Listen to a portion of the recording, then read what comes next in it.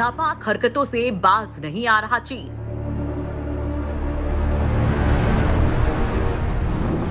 सीमा पर लगातार कर रहा है निर्माण कार्य। पैंगोंग झील पर बना रहा है दूसरा पुल।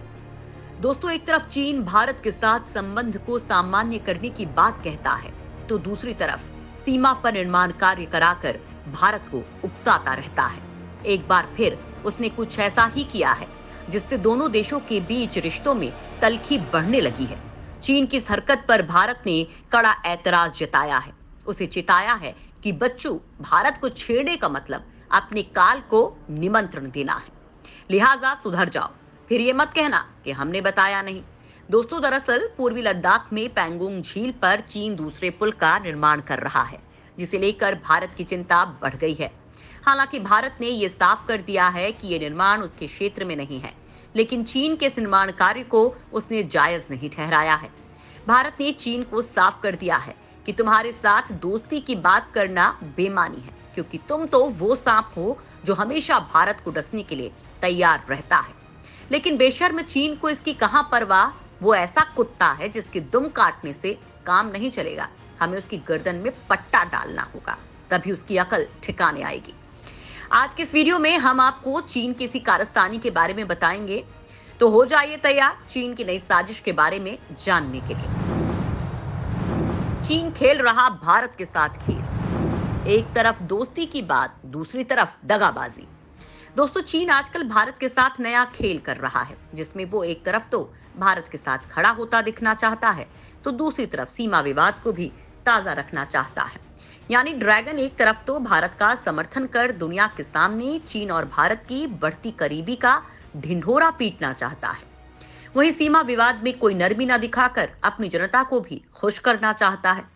चीन ने कुछ समय पहले रूस और यूक्रेन युद्ध में भारत के रुख का समर्थन किया था और अब गेहूं पर निर्यात प्रतिबंध लगाने के फैसले का भी समर्थन किया है। लेकिन अभी जब चीन के बदले रवैये की बातें हो रही थी, तभी पैंगोंग झील की नई तस्वीरों ने चीन की साजिश का भी खुलासा कर दिया। ताजा सैटेलाइट तस्वीरों से खुलासा हुआ है कि चीन युद्ध के लिए रणनीतिक रूप से बेहद महत्वपूर्ण पूर्वी लद्दाख के पैंगोंग झील के आसपास अपने कब्जे वाले क्षेत्र में दूसरा पुल बना रहा है। तस्वीरों से साफ है कि नया पुल चीनी सेना के लिए इस क्षेत्र में अपने सैनिकों को जल्द पहुंचाने में मददगार साबित होगा। अब ऐसे में सवाल उठता है कि एक तरफ चीन वैश्विक मंच पर भारत के फैसलों का समर्थन कर रहा है, तो दूसरी तरफ वो सीमा पर अपनी हरकतों से बाज क्यों नहीं आ रहा है।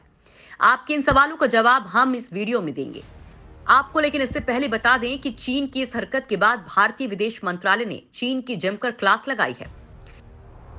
पैंगोंग झील पर पुल के निर्माण कार्य से भारत खफा। विदेश मंत्री ने चीन को सुनाई खरी खरी।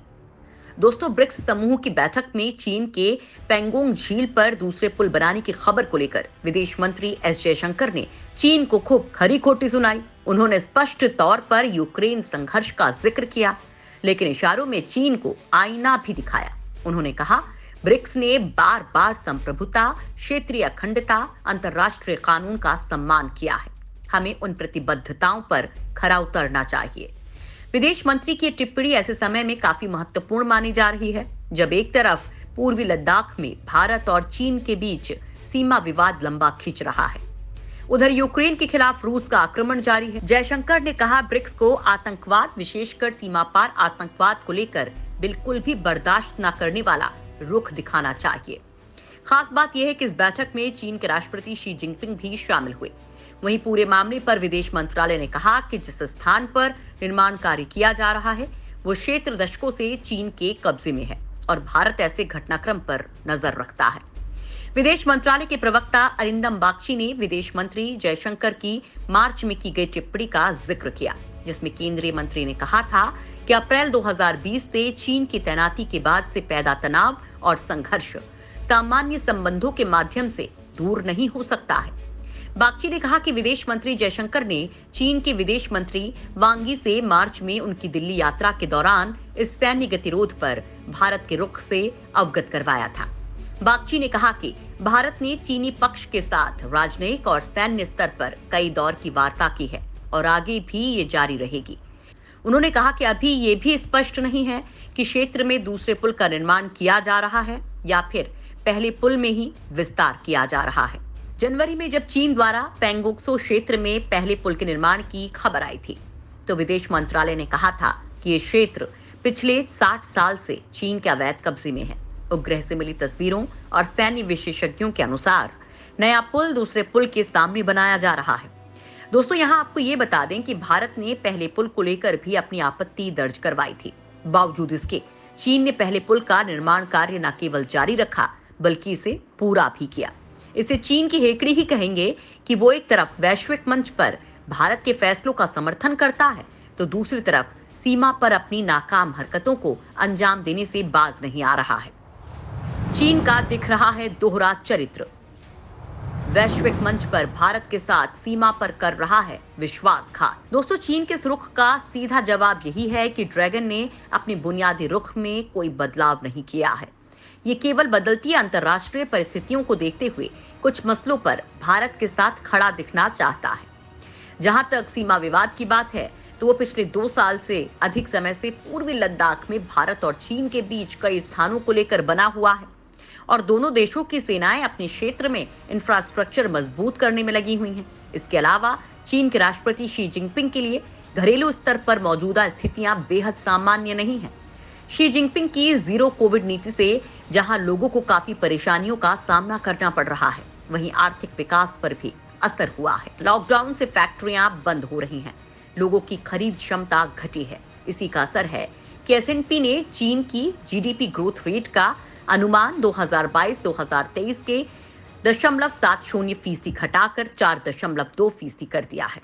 जाहिर है, ऐसे में शी जिनपिंग घरेलू स्तर पर सीमा विवाद पर अपने को कमजोर नहीं दिखा सकते हैं। असल में हाल ही में रूस यूक्रेन युद्ध और गेहूं निर्यात पर प्रतिबंध लगाने के भारत के फैसले पर चीन का रुख सकारात्मक रहा है। चीन जहां रूस यूक्रेन युद्ध में भारत के तटस्थ रुख पर भारत के पक्ष में खड़ा दिखाई दिया, इसके जरिए चीन की दुनिया के सामने ये दिखाने की कोशिश रही कि भारत, रूस, चीन एक साथ हैं, क्योंकि भारत और पश्चिमी देशों के साथ मिलकर बने क्वाड ने नई चुनौती खड़ी कर दी है। ऐसे में जब G7 देशों ने भारत के गेहूं निर्यात पर प्रतिबंध लगाने के फैसले की आलोचना की, तो चीन का सरकारी मीडिया भारत के फैसले के साथ खड़ा दिखाई दिया। असल में चीन ने भारत का समर्थन कर भविष्य के लिए रास्ता खोलने की कोशिश की है, जिससे कि आने वाले समय में जब उसे कूटनीतिक मदद की जरूरत पड़े तो भारत भी उसका समर्थन करे। इसके अलावा चीन पर सोयाबीन खाद की जमाखोरी के आरोप लगे हैं। ऐसे में आने वाले समय में अगर चीन के खिलाफ पश्चिमी देश कोई बयान दें तो भारत का उसे समर्थन हासिल हो सके। इसके अलावा चीन जून में होने वाले ब्रिक्स सम्मेलन में ये चाहता है कि प्रधानमंत्री नरेंद्र मोदी भी उसमें शिरकत करें, क्योंकि अगर ऐसा होता है तो पूर्वी लद्दाख के विवाद के बाद पहली बार मोदी और जिनपिंग आमने सामने होंगे। हालांकि ऐसा होने की संभावना बेहद कम है। इसी बीच प्रधानमंत्री नरेंद्र मोदी मई में होने वाले क्वाड सम्मेलन में हिस्सा लेने के लिए जापान जाने वाले हैं। जाहिर है, चीन ऐसे में कूटनीति के जरिए भारत को अपने पाले में लाने की कोशिश कर रहा है। लेकिन इस मामले में सबसे बड़ी बाधा दोनों देशों के बीच पिछले 2 साल से पूर्वी लद्दाख में चल रहा सीमा विवाद है, जिसके सुलझने के आसार नहीं दिख रहे हैं। दोस्तों, चीन की इसी हेकड़ी पर लगाम लगाने के लिए भारत ने क्वाड को पुनर्जीवित किया है। इसके साथ ही वो अमेरिका को भी अपने साथ मिलाकर चल रहा है। ब्रिटेन और फ्रांस भी चीन के मुद्दे पर भारत के साथ खड़े दिखाई दे रहे हैं। भारत की इस घेराबंदी से चीन की भी नींद उड़ी हुई है। उसे भी समझ में आ गया है कि पीएम मोदी ने उसके पैरों में बेड़ियां डाल दी हैं, जिसे तोड़ने में उसे काफी मशक्कत करनी पड़ेगी।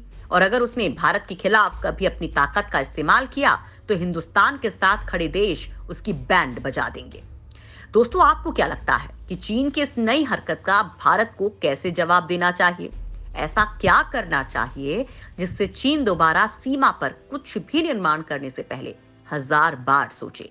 अपने जवाब हमें कमेंट बॉक्स में जरूर लिखें। जय हिंद, जय भारत।